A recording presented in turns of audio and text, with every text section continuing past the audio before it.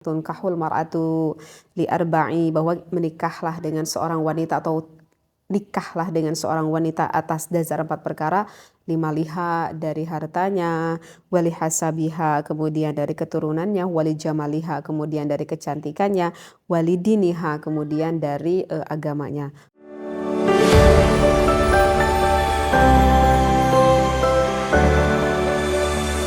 Bismillahirrahmanirrahim. Assalamualaikum warahmatullahi wabarakatuh.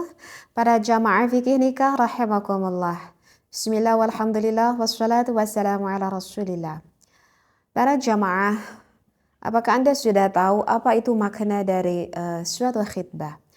Makna dari suatu khitbah itu adalah sebagai ungkapan sebagai ungkapan dari seorang laki-laki tentunya terhadap seorang wanita tertentu, sebagai ungkapan rasa cintanya, rasa kasihnya yang ia tunjukkan, yang ia beritahukan kepada seorang wanita tersebut, dan tentu juga kepada walinya. Apabila walinya dan juga wanita tersebut sudah menerima akan maksud baiknya tersebut, ya udah, berarti proses khitbahnya itu sudah sempurna ya. Di dalam khitbah itu terbagi menjadi 2 macam ya, di dalam perungkapan perkataannya.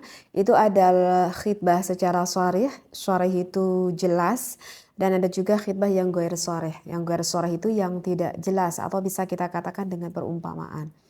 Kalau contohnya yang sharih ya langsung aja laki-laki tersebut ataupun diwakilkan oleh salah satu keluarganya gitu ya, menanyakan kepada wanita tersebut gitu, apakah kamu mau misalkan ditikahi oleh aku misalkan, ataupun oleh laki-laki ini. Itu kan berarti sharih, jelas sekali. Dan ada juga dengan bahasa-bahasa ghair sharih ataupun dengan bahasa-bahasa perumpamaan seperti itu. Ya misalkan apa ya contohnya ya, apa aja deh contohnya gitu ya. Misalkan, Neng, biar kamu bahagia gitu ya, sepertinya kamu itu membutuhkan pendamping hidup misalkan. Nah itu adalah sebagai bahasan yang ghair sharih ataupun yang perumpamaan yang tidak jelas lah, istilahnya seperti itu ya. Adapun konsekuensi khitbah itu hanyalah sebuah perjanjian semata ya. Itu hanyalah sebuah perjanjian semata, jadi bukan berarti kalau seorang laki-laki dan perempuan yang sudah berkhitbah sehingga bebas untuk berkholwat, tidak ya, ingat ya. Tidak bebas untuk berkholwat. Jadi itu tidak halal ya jika berkholwat, berdua-duaan, apalagi yang sampai menimbulkan fitnah, itu tidak banget seperti itu ya. Karena itu kan belum halal menjadi pasangan suami dan juga istri. Jadi ini hanya sebatas masih suatu perjanjian ataupun yang mengikat lah istilahnya bagi calon pengantin perempuan tersebut, seperti itu. Lalu bagaimana nih Teh? Sekarang kan zamannya modern ya. Kalau dulu kan gak ada handphone ya. Kalau sekarang kan ada handphone. Gimana kalau misalkan kita itu dengan tunangan kita yang SMS riaan gitu ya, yang telepon-teleponan. Apalagi kan sekarang bisa bervideo call gitu ya. Kalau kita video call gitu, itu hukumnya gimana sih? Itu diperbolehkan atau enggak? Apakah itu termasuk berkholwat atau enggak gitu ya? Kalau saya itu ingat ya kutipan dari Syekh Salih bin Fauzan bin Abdullah Al-Fauzan Al-Hafizullah. Beliau ini mengatakan jika seorang wanita dan juga laki-laki yang sudah berkhitbah tetapi dengan maksud bertujuan misalkan bertelepon gitu ya, tetapi memang benar-benar ada sesuatu hal yang sangat dibutuhkan untuk dibicarakan, misalkan untuk mendekati akan masa suatu pertikahannya seperti itu ya, maka menurut beliau itu hukumnya diperbolehkan, dan itu pun jika tidak ada mengandung unsur fitnah gitu ya. Meskipun sih kalau di dalam kitab fikihnya ya, kalau di dalam kitab fikih saya juga ingat ya pernah baca gitu ya, dalam salah satu kitab fikih, bahwa memang bagusnya ya, yang paling bagusnya agar tidak menimbulkan fitnah, jika ada sesuatu hal yang dibicarakan sekalipun itu bagusnya sih melewati perantara gitu ya, melewati perantara apakah saudaranya, melewati perantara keluarganya, seperti itu. Aduh, kalau untuk zaman sekarang nih kayaknya susah banget ya kalau seperti itu ya. Tetapi ya jika sekali lagi ada juga ulama yang membolehkan, jika hal itu memang benar-benar diperbutuhkan, ada sesuatu hal yang untuk dibicarakan, untuk suatu kemaslahatan, untuk pernikahannya nanti kelak, maka itu hukumnya masih diperbolehkan saja. Tetapi tadi ingat dengan usyur tidak ada fitnah gitu ya. Misalkan tidak ada fitnah gimana Nita ya, misalkan kan kita bervideo callan gitu ya dengan calon suami kita. Ya bukan berarti kita bisa mengumbar aurat gitu ya, meskipun kita tidak bisa langsung bertatap mata dengan wujud nyata lah istilahnya seperti itu. Ya tetap aja harus ada batasan auratnya, seorang calon istrinya tersebut masih tetap harus memakai kerudungnya seperti itu ya. Jadi memang tetap itu ada aturan-aturan tertentunya begitu ya. Terus gimana Teh kalau misalkan kita itu menkhitbah terhadap seorang wanita yang mana wanita tersebut itu sudah dikhitbah oleh orang lain. Itu hukumnya bagaimana? Itu jelas ya, hukumnya itu tidak diperbolehkan kalau kita itu sudah mengetahui bahwa wanita tersebut itu sudah ada yang mengkhitbahi oleh laki-laki yang lain. Dan tentunya keluarga wanita tersebut, walinya dan juga wanita tersebut pun tidak boleh menerima khitbahan dari laki-laki yang lain jika dia itu sudah dikhitbah oleh laki-laki yang lainnya seperti itu ya. Karena memang ini langsung ada dalilnya ya dari hadis Rasulullah Shallallahu Alaihi Wasallam. Kebetulan ini saya bawa referensinya dan saya nggak ketalar ya. Di dalam referensi kitab ini dikatakan wala yabi'ir rajulu ala bai'i akhihi. Jadi janganlah ya seseorang dari kalian itu menjual barang saudara-saudaranya.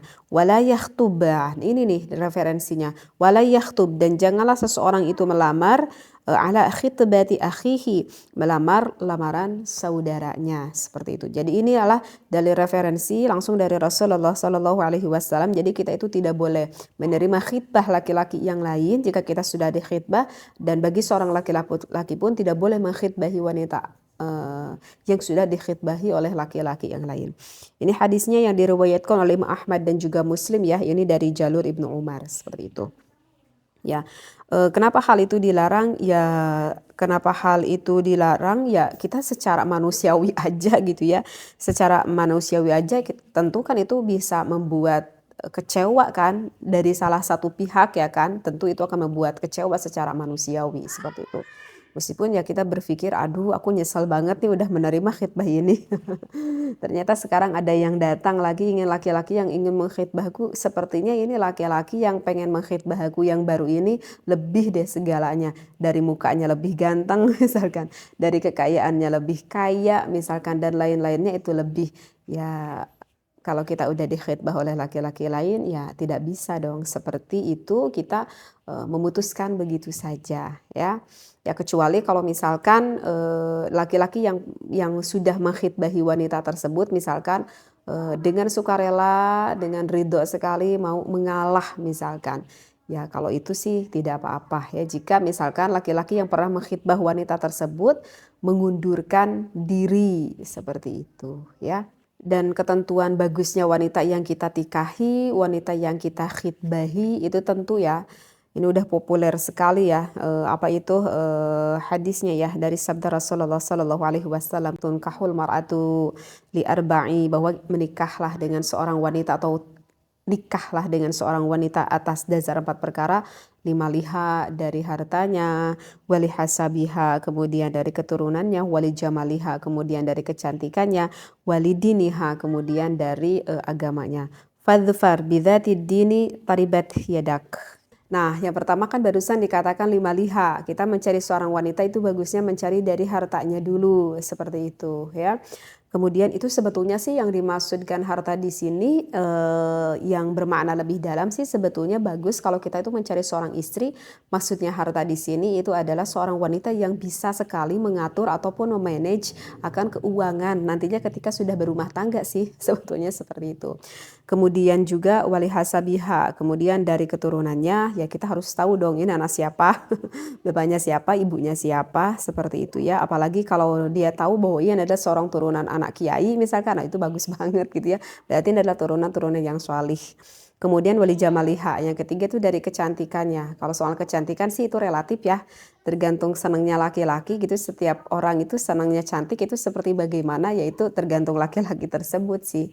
Kemudian walidiniha, yang keempat itu agamanya. Jika kita di antara keempat mana yang kalau misalkan enggak ada gitu, itu kita pilih aja salah satunya.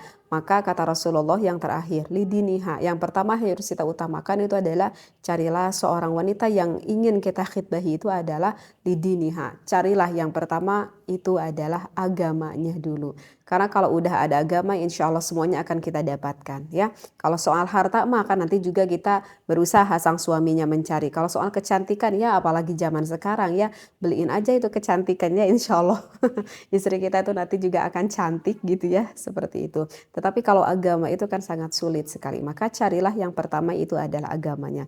Karena kalau misalkan kita tidak mengutamakan agama, maka kata Rasulullah kamu itu akan celaka. Seperti itu ya. Ini adalah hadis riwayat al-jamaah, seperti itu. Adapun syaratnya wanita yang boleh kita khidbahi ataupun syaratnya wanita yang boleh kita nikahi itu dua. Yang pertama jelas wanita tersebut itu bukan satu mahram dengan kita, ya. Yang keduanya itu adalah wanita yang belum dikhidbahi oleh laki-laki yang lain, seperti itu ya. Sedangkan kalau untuk permasalahan pembatalan khidbah ini bagaimana sih Teh, misalkan aku ingin membatalkan khidbah, apakah itu hukumnya diperbolehkan? Tapi sih sebetulnya kalau hukum dasarnya itu tidak bisa kita itu dengan semena-mena membatalkan begitu saja, baik dari pihak laki-laki ataupun dari pihak perempuan ya, karena itu merupakan udah suatu apa ya, suatu perjanjian kan untuk melajur ke suatu jenjang pertikahan.